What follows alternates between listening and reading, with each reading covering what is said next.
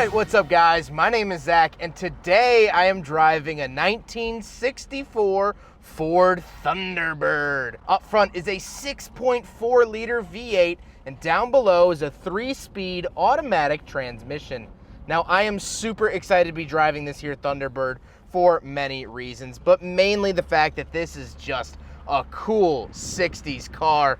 I'm excited to share it with you guys today. But before we get on to anything else, I have a website, zackpradel.com, where you can buy stickers and other merchandise when it becomes available. You could also submit your own vehicle to be reviewed by me through a quick and easy submission form, and you would get a video just like this one. And you could read my behind the scenes blog to see what I'm filming before it comes out on the channel. But let's get back to that 390 cubic inch, 6.4 liter V8 under the hood. Well, it actually makes almost 300 horsepower. However, you won't ever really feel that. This is not a fast car. It makes that 300 horsepower purely to ooze style out of every crevice, and a little bit of oil, but mostly style. Now, what's interesting about this particular engine is that Ford used it for a very, very long time and evolved it into later being the 7.5 liter V8 in the Ford F-Series. So Ford definitely got their money's worth when it came to these engines. Like I said, paired to it is a 3-speed automatic, rather lazy. However, it's not a spring chicken anymore, being over 50 years old, almost 60 years old. However, it does have one of the coolest names for a transmission. This is the Cruise-O-Matic, of which 3 speeds at the time was actually not that common ground. The Ford Falcon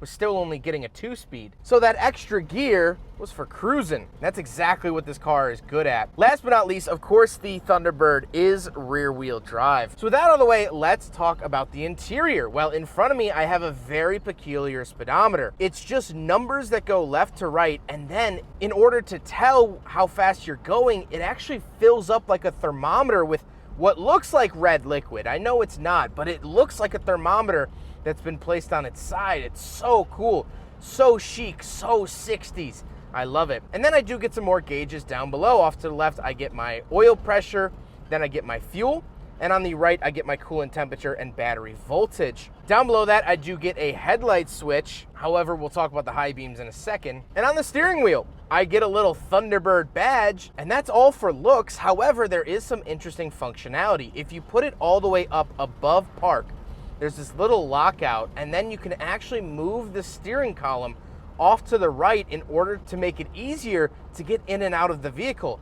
That is so, so cool, and I haven't seen that in another vehicle. Now, obviously, this does create a safety concern if this lock were to ever fail, but this one so far hasn't, and that is super neat. On the door, I have 2 window cranks. The top one is actually just for the smoker's window, so it's not a push-out like a lot of other entry-level vehicles. No, you actually crank the smoker's window. That's pretty neat. And then I have another window crank for the normal-sized window. However, one of my favorite parts of the Thunderbird, by far, is the door feel. Look at it first of all, before we close it. Look at it. Just look at this behemoth, this beast of a door. It's almost like a vault door in a bank. And then let's close it, baby.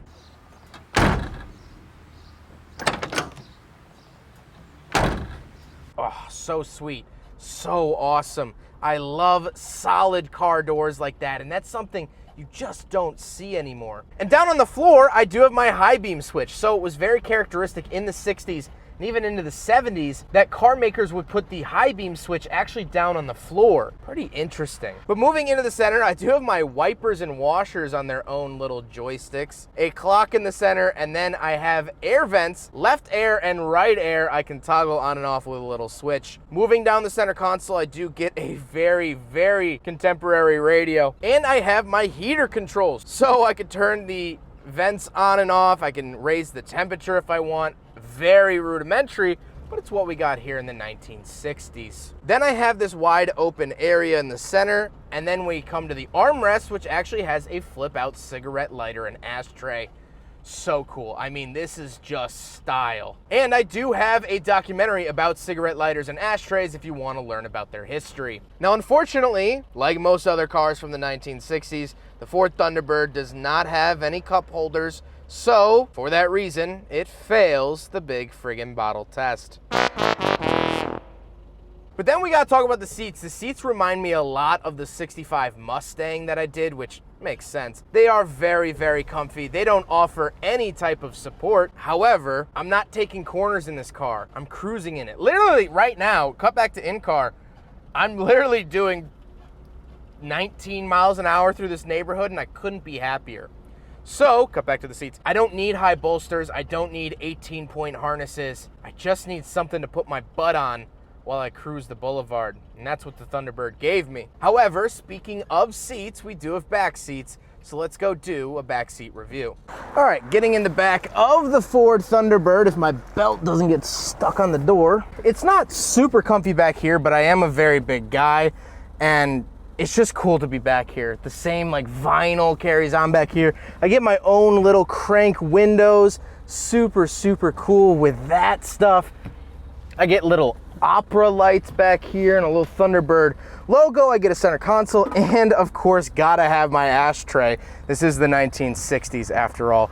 Super cool just being back here. It's not the most comfortable thing in the world, but it is a big coupe, so you gotta, be easy on it in that way, but super, super cool. Just, I'm sure so many people watching this have memories back here, and I feel a part of that group now. I get to have my own memories back here. Super cool. Let's go hop around back. We'll take a quick look at the trunk, and then we'll talk about the looks. All right, so we're on the back of the 64 Thunderbird, and this is what I love about old American cars. I think you could list this as a hotel room on hotels.com and you'd get a couple bites. There's so much space over here. You got room for your one bed, one bath, little area to entertain the guests. I mean, it's really spectacular, and that's what I love about these big old American cars. I mean, the rear end of this car is huge, but you actually get some payoff for it with tons and tons of cargo space. A lot of modern cars still have big ends on the back, but they don't have the cargo space that this offers, which is just phenomenal. Now we got to talk about the looks. And I mean, come on. I mean, the paint still looks wet on this bad boy. This is so cool, and something the Thunderbird has always nailed is the looks.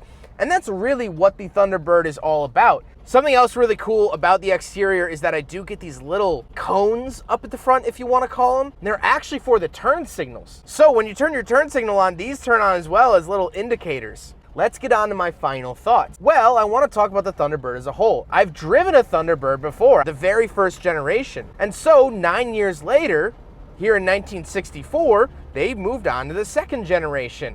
Just kidding, this is the fourth generation of Ford Thunderbird.